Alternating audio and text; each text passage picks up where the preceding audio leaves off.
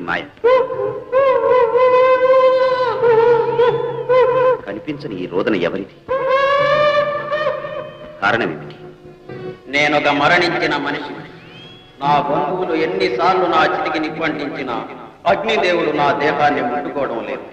నా వాళ్ళంతా విసిగి వెళ్ళిపోయారు. బ్రతికినన్నాళ్ళు ఎంతో గొప్పగా జీవించాను. ఆఖరుకు నా శరీరం నక్కలు పాలు కాబోతున్నది. మహావీర, నన్ను రక్షించు. నీ రుణం తప్పక తీర్చుకుంటాను. విచారించు. అదుగో చితి.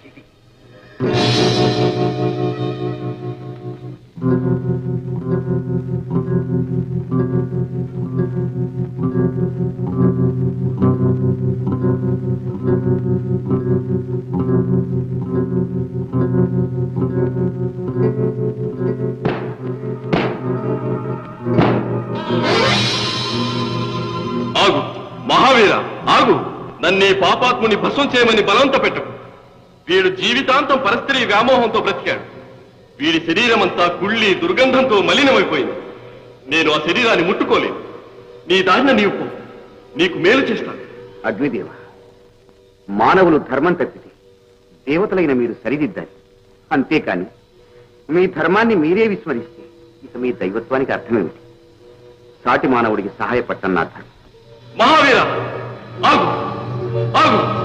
వద్దు వద్దు వద్దు మహావీర.